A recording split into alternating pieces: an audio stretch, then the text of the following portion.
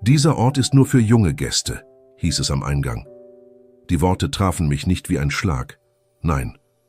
Sie rutschten sanft über meine Haut, wie ein kalter Windhauch, der einem sagt, dass man nicht mehr dazugehört. Ich stand da, die Hände in den Taschen meines abgetragenen Mantels, und betrachtete das glänzende Schild an der Tür.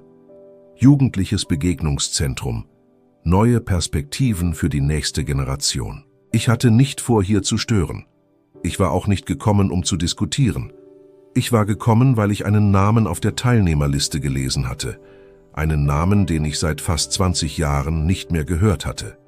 Also hob ich den Kopf, trat einen Schritt näher und zeigte dem jungen Mann am Empfang mein Namensschild. »Herr Jonas Bergmann«, sagte ich ruhig, »ich bin angemeldet.« Er musterte mich. Seine Augen wanderten über mein Gesicht, über meine weißen Haare, über die Falten, die sich wie gelebte Geschichten um meine Augen zogen. »Sie sind wirklich eingeladen?« fragte er zögerlich, fast entschuldigend. Ich lächelte schwach. »Manchmal«, sagte ich leise, »sind die Geschichten, die wir verdrängen, genau die, die uns zurückführen.« Er schwieg. Dann öffnete sich die Tür. »Mein Name ist Jonas Bergmann. 78 Jahre alt, verwitwet, Vater von 2 Töchtern, Großvater von 5 Enkeln. Ich war einmal Lehrer. Nein, ich bin Lehrer. Vielleicht nicht mehr offiziell, nicht mit Kreide und Klassenbuch, aber wer einmal mit ganzem Herzen unterrichtet hat, der hört nie auf zu lehren. Ich habe mein Leben lang versucht, Menschen zu sehen, ihre Unsicherheiten, ihre Träume, ihr unausgesprochenes Bedürfnis verstanden zu werden. Und jetzt, wo ich älter bin, frage ich mich oft, wer mich noch sieht. Nach dem Tod meiner Frau vor 3 Jahren veränderte sich etwas. Nicht schlagartig. Es war eher ein leises Verblassen. Anrufe wurden seltener, Einladungen kürzer. Und irgendwann war da nur noch Stille. Aber ich will kein Mitleid. Ich erzähle das nicht, um bemitleidet zu werden. Ich erzähle das, weil es Teil der Geschichte ist. Meiner Geschichte. Letzte Woche fand ich einen Flyer im Briefkasten. Generationen im Dialog, Begegnung, Austausch, Verständnis. Ein Projekt für junge Erwachsene mit offenen Herzen. Ganz unten, gedruckt in kleiner Schrift, Teilnahme offen für alle Generationen. Und darunter ein Name. Lina Bergmann, meine Enkelin, die ich seit über 8 Jahren nicht mehr gesehen habe. Die, von der ich nicht wusste, ob sie mich überhaupt noch als Teil ihres Lebens betrachtete. Es war ein sonniger Samstagmorgen, als ich mich auf den Weg machte. Der Veranstaltungsort lag am Rand eines Parks. Modern, offen, voller Glasfassaden und junger Stimmen. Ich hörte Musik, Lachen, das leise Klirren von Kaffeetassen. Vor dem Eingang standen mehrere Jugendliche. Manche mit bunten Haaren, andere in Second-Hand-Mode oder mit Headsets um den Hals. Ich trat langsam näher. Meine Schritte hallten auf dem Pflaster, begleitet vom rhythmischen Pochen meines Herzens. Ein Plakat über dem Eingang. Jung denkt anders. Dialog auf Augenhöhe. Darunter: offen für alle, die zuhören wollen. Ich lächelte. Das war ich. Ich wollte zuhören. Und vielleicht auch erzählen. Aber kaum hatte ich die Tür erreicht, stellte sich mir ein junger Mann in den Weg. Er trug ein Namensschild. Timo, Organisationsteam. »Entschuldigung, Sir«, sagte er höflich, aber bestimmt, »dieser Ort ist heute für junge Gäste reserviert.« Ich wollte gerade etwas erwidern, doch dann sah ich es. Ein Schild direkt neben der Tür. Ein großes weißes Blatt mit Dutzenden Namen darauf. Und da war er. Jonas Bergmann. Mein Name, handschriftlich hinzugefügt. Ich zeigte darauf, ruhig, aber mit zitterndem Finger. »Das bin ich«, sagte ich. Timo blinzelte verwundert, dann lächelte er leicht verlegen. »Oh, Verzeihung, ich dachte nur...« Er sprach den Satz nicht zu Ende. Er musste es auch nicht. Ich wusste, was er dachte.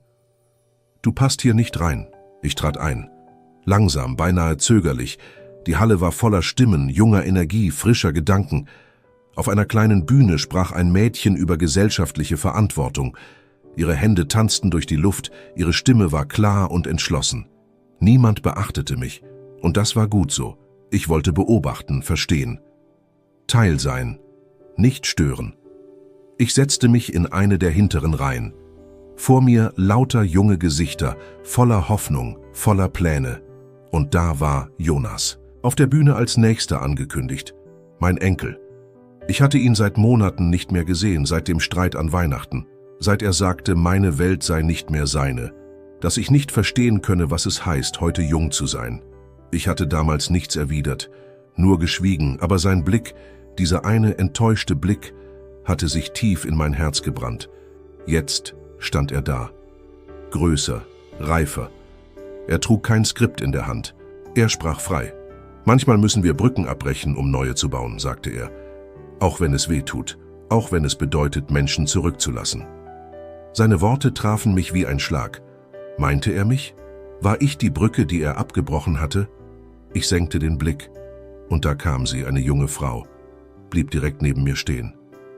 »Entschuldigung«, flüsterte sie, »ich glaube, Sie sind hier falsch.« Ich sah sie an. Ihr Blick war nicht feindlich, aber irritiert. Ich wollte antworten, aber meine Stimme versagte. In diesem Moment fühlte ich mich fremd. Nicht, weil ich alt war, sondern weil ich vergessen worden war. Ich sah wieder zur Bühne. Jonas sprach noch immer. Über Wandel, über die Zukunft, über das Loslassen alter Denkmuster. Und ich fragte mich, war ich ein Denkmuster? Etwas Veraltetes, das Platz machen musste? Ich stand auf, nicht laut, nicht demonstrativ. Ich nahm meine Jacke, wandte mich zur Tür. Doch dann hörte ich es. »Opa?« Jonas. Er hatte mich gesehen. Unsere Blicke trafen sich. Und in seinem Ausdruck war keine Wut, kein Trotz, nur Überraschung. Und vielleicht ein Hauch von Scham. Ich ging weiter. Obwohl Jonas meinen Namen gerufen hatte, obwohl ich in seinen Augen etwas gesehen hatte, das ich mir monatelang gewünscht hatte. Ich ging. Nicht aus Trotz, nicht aus Stolz, sondern weil ich spürte, dass ich diesen Schmerz allein durchleben musste. Draußen war es kälter geworden. Ein feiner Nieselregen hatte eingesetzt, benetzte mein Gesicht wie Tränen, die ich nicht mehr zurückhalten konnte. Ich ging langsam, Schritt für Schritt, wie jemand, der nicht weiß, wohin, nur weg von dort. Meine Gedanken rasten. Hatte ich einen Fehler gemacht? Hätte ich bleiben sollen, kämpfen, reden? Oder war das der Moment, in dem man erkennt, dass selbst Liebe es manchmal nicht reicht? Ich setzte mich auf eine Bank am Straßenrand. Menschen zogen vorbei, mit Schirmen, mit Eile, mit Zielen. Ich aber hatte keinen Schirm, keine Eile und plötzlich auch kein Ziel mehr. Der Umschlag in meiner Jackentasche drückte gegen meine Seite. Ich hatte ihn mitgenommen, ohne es zu merken. Ein einfacher Brief. Ohne Briefmarke, ohne Adresse. Nur ein Name stand darauf. Jonas. Ich hatte ihn geschrieben in einer dieser schlaflosen Nächte.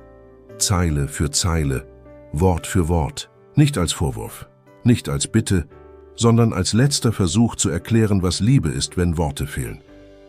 Ich hielt den Umschlag in der Hand. Er war leicht. Aber in diesem Moment fühlte er sich schwerer an als alles, was ich je getragen hatte. Ich blieb lange auf dieser Bank sitzen. Die Kälte zog durch meine Jacke, der Regen hatte meine Haare durchnässt. Aber in mir, da wurde es langsam still. Nicht die Art von Stille, die weh tut, sondern eine andere. Eine, die kommt, wenn man aufhört zu kämpfen. Nicht aus Aufgeben, sondern weil man versteht, dass manche Antworten nur in der Stille hörbar sind. Ich stand irgendwann auf. Langsam, aber mit einem klareren Blick. Nicht alles war gesagt. Aber vielleicht war genug gespürt worden. Ich ging zurück zum Hotel. Nicht um Jonas zu suchen, nicht um etwas zu fordern. Ich ging, weil ich es mir selbst schuldig war, diesen Ort und mein Herz nicht mit Groll zu verlassen. Der Rezeptionist sah mich überrascht an. »Waren Sie nicht schon?« Ich lächelte. Ich glaube, ich hatte etwas vergessen. Ich ging zum Aufzug. Meine Schritte klangen leichter und mein Atem ging ruhiger.